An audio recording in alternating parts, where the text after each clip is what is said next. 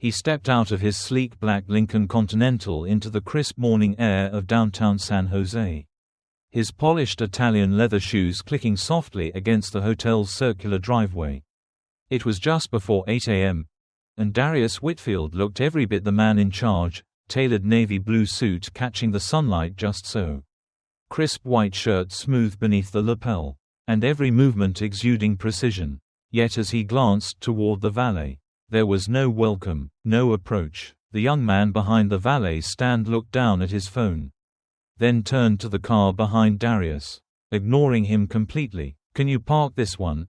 he said to a co-worker, gesturing at another vehicle, bypassing Darius entirely. Darius's hand tightened subtly on his keys, his expression unreadable. There were no grand signs outside the hotel, no fanfare, just clean glass doors and the quiet hum of luxury. He parked his car himself, walked to the entrance, and opened the door to a subtle shift in energy. A receptionist offered a tight smile that vanished the second she glanced up and saw him. "Can I help you?" she asked flatly, eyes back on her screen. "Yes," Darius replied evenly. "I'm here for the SummitNet conference. We've booked the Redwood Room." The woman's frown deepened. "Do you work for one of the vendors?" "No," he said simply. "I'm the CEO." She blinked, processed, then, without apology or warmth, told him to wait outside. "We're still prepping the space," he added. "I'm also the keynote speaker."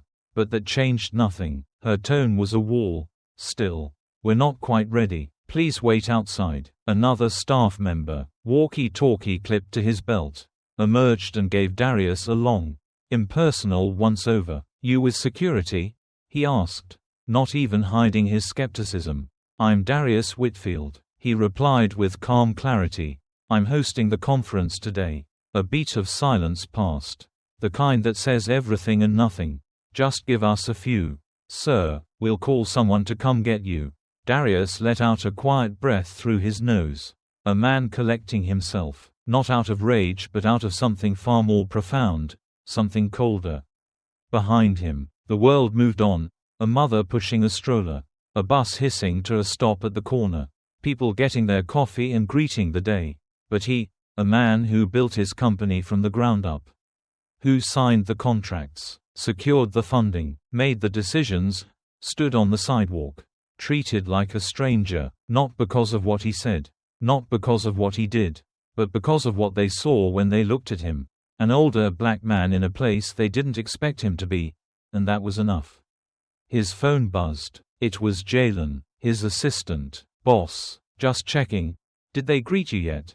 Darius stared at the glass doors that had just shut him out.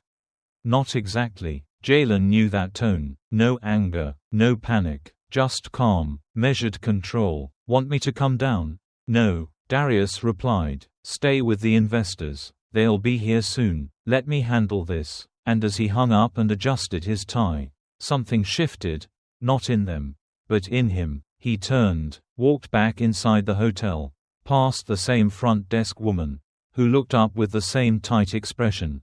"I thought I asked you to wait outside." "Sir," she said sharply. He stood his ground. "I waited," he said, his voice firm but even. "Now I'd like to speak to the event coordinator. My name is Darius Whitfield. I'm the founder and CEO of Whitfield Dynamics. We booked the Redwood Room and 2 entire floors for this event." For the first time, she looked him in the eye, hesitation flickering in her expression like a spark fighting for breath. "Mr. Whitmore, Whitfield," he corrected, steady. She motioned for the young man with the walkie-talkie to call someone from events. As the minutes passed, investors began to arrive. White men in tailored suits were greeted with handshakes and smiles, ushered into the lobby, while Darius, the man who had brought them all here, was left outside. A moment so quiet, so normal, yet drenched in the weight of everything it represented. This wasn't about a mix-up. It was about an assumption, the kind that builds over decades and cuts deeper than any insult. And as he stood there once more, outside the doors of a place he helped pay for, Darius Whitfield didn't feel angry. He felt tired of fighting to be seen in rooms he built with his own hands.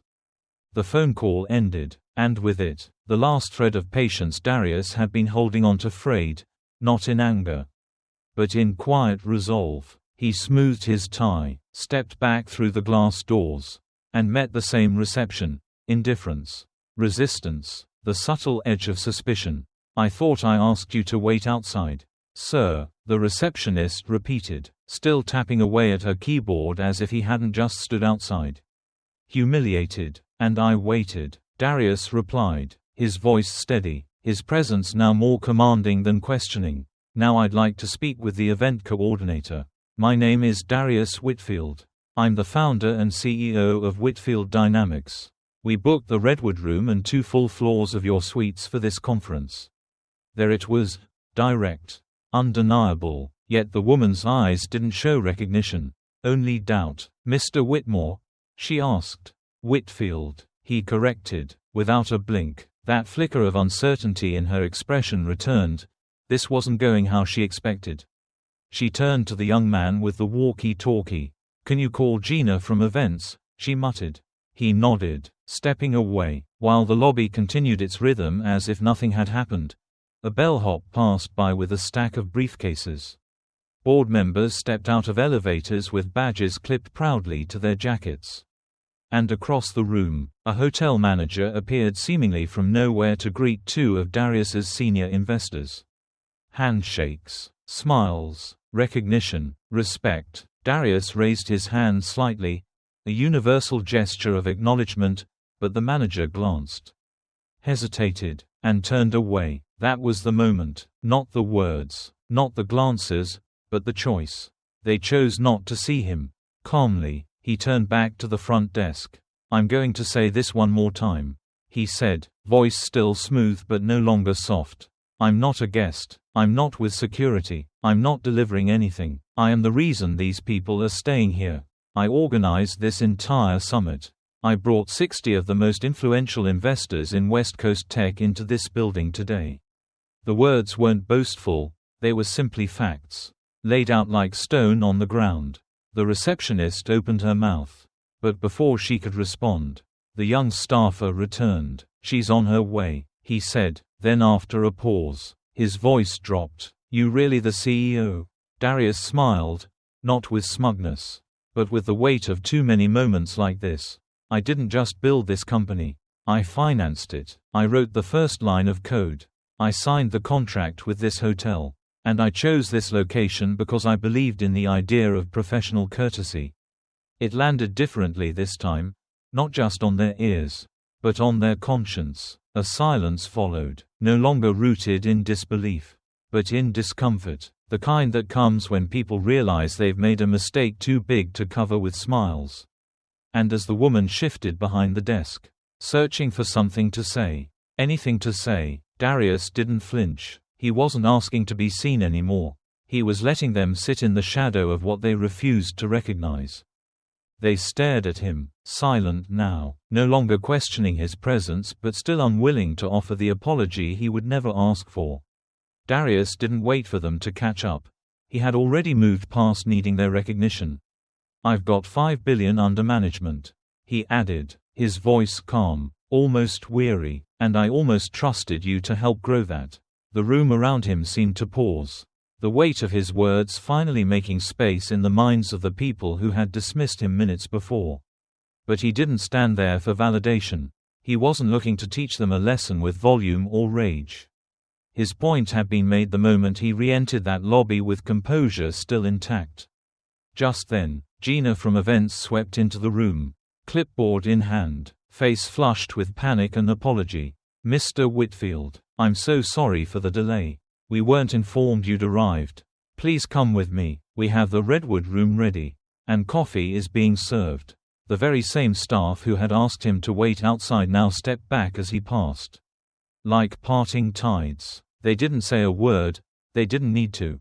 Embarrassment painted their faces, but Darius didn't even glance their way. He walked forward, past the people who had reduced him to a question mark, now standing in uncomfortable silence, unsure whether to offer help or stay still. He said nothing, because he no longer had anything to prove. What they missed wasn't just a man trying to access a room. They failed to see a man who owned the space, whose name signed the checks, whose presence brought power into that building. And instead of seeing his value, they chose their assumptions. Darius followed Gina past the front desk, down the corridor toward the conference wing, where light dimmed and energy buzzed with anticipation. The Redwood Room was ready. Rows of chairs, a polished podium, Summit logos displayed proudly. But Darius didn't stop there. He entered the private lounge reserved for keynote speakers, closing the door behind him. And in that quiet, surrounded by luxury and planning and order, he finally allowed himself a breath.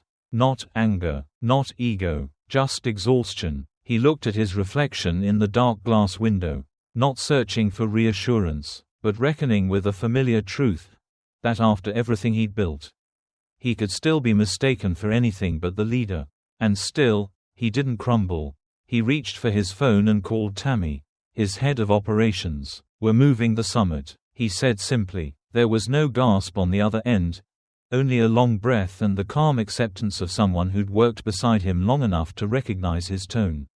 "Today?" she asked. "Right now. This isn't about logistics. It's about principle." And just like that, the shift began, not with fury, not with press releases, but with quiet clarity. Darius wasn't asking for a seat at the table anymore.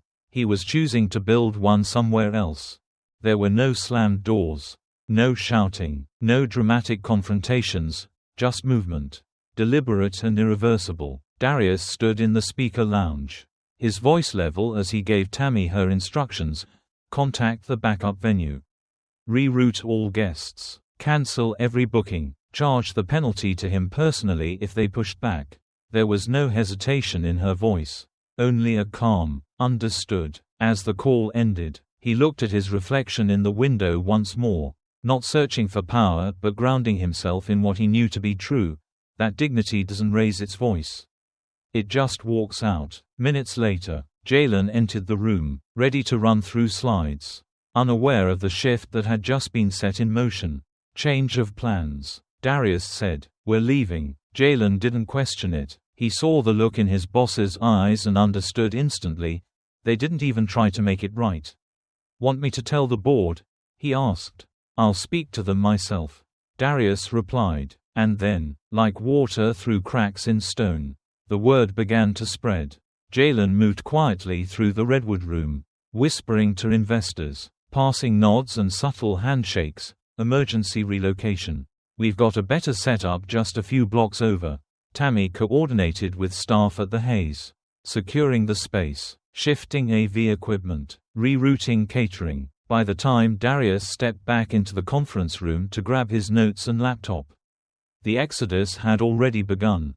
The hotel manager appeared at last, folder clutched tightly, face tense with preemptive apology.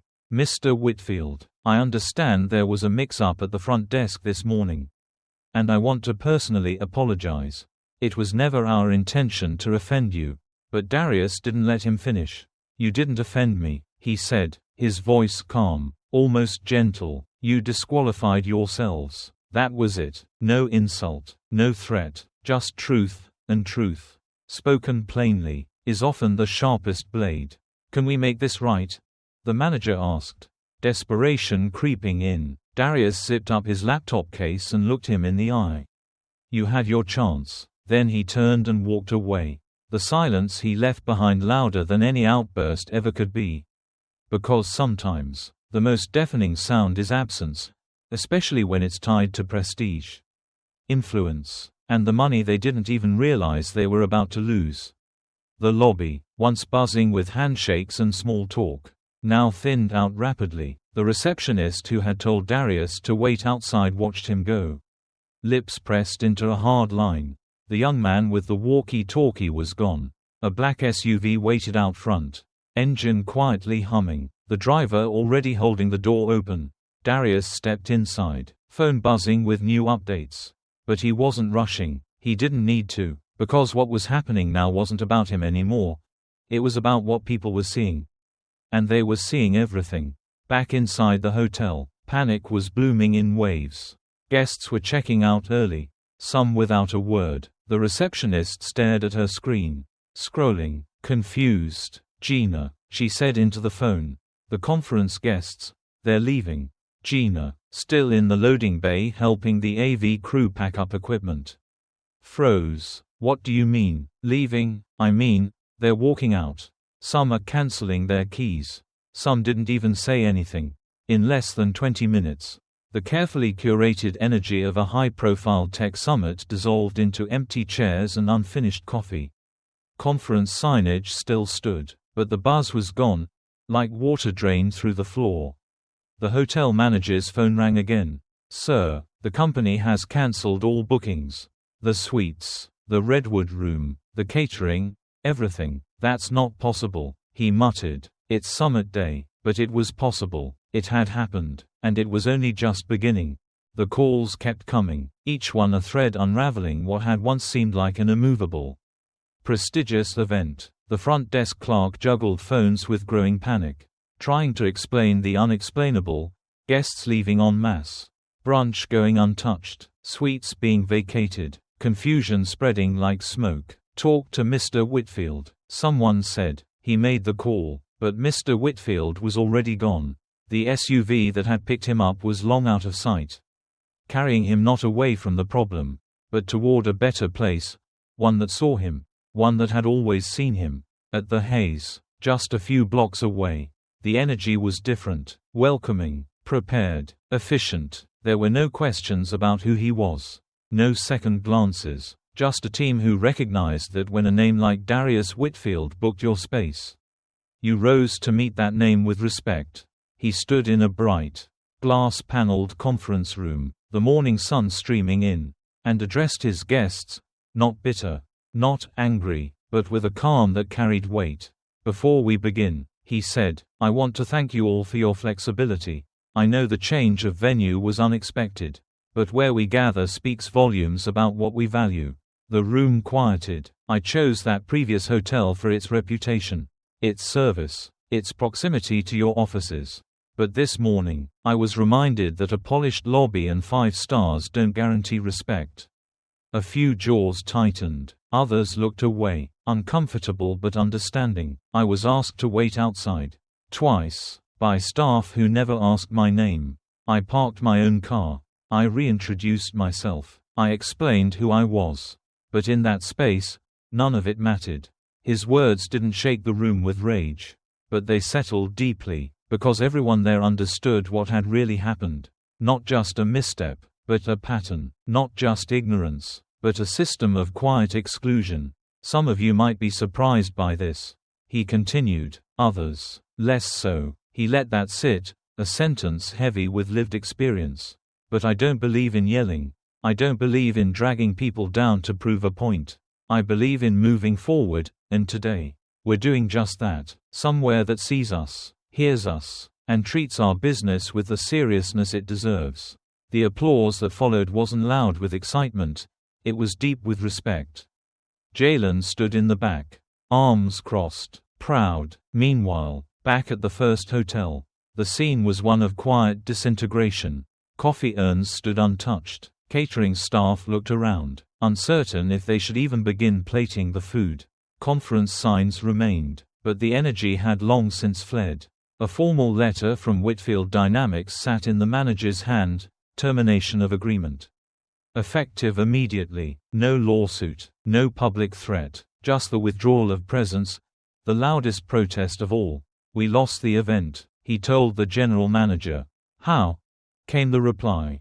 And all he could say was, the guest we didn't recognize, he was the event. That realization, simple and devastating, hung in the air like smoke after fire, because they had judged him at the door. And now, everything behind that door was gone. As the SUV carried him away from the hotel that had dismissed him. Darius didn't feel triumphant, he felt weary. The hum of the engine blended with the noise outside, kids on bikes. Laughter from a sidewalk, a woman helping an elderly man enter a building. Life continued, ordinary and oblivious to the storm he had just walked through.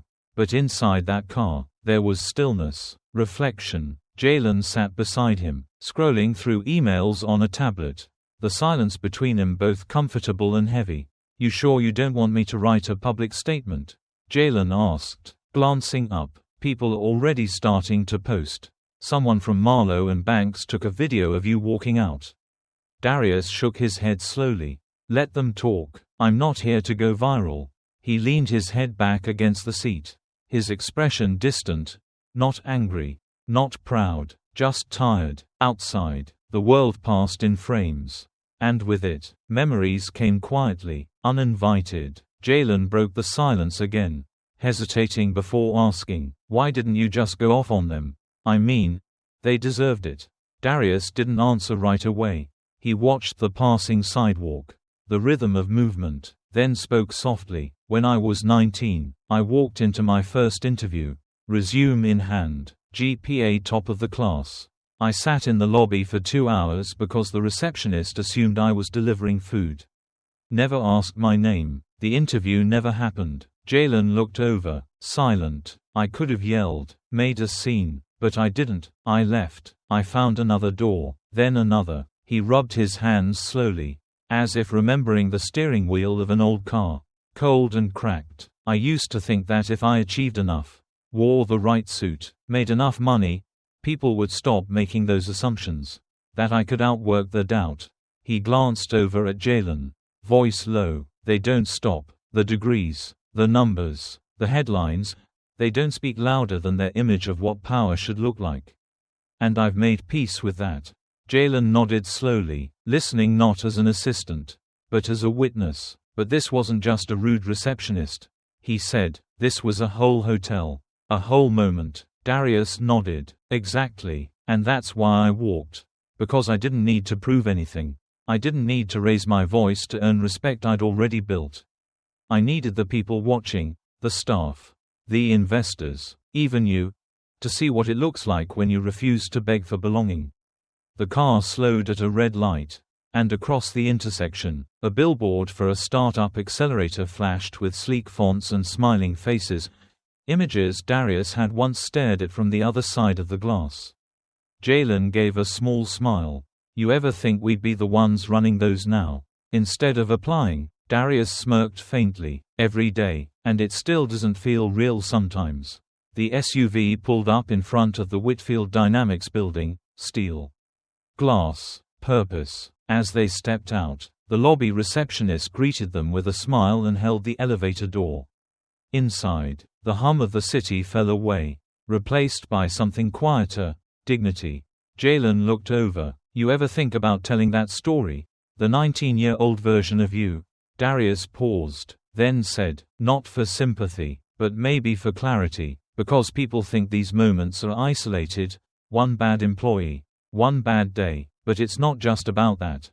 It's about the pattern, about the weight you carry into every room, and the choice to still carry yourself with composure. The elevator doors closed behind them, sealing off the noise of a world still catching up.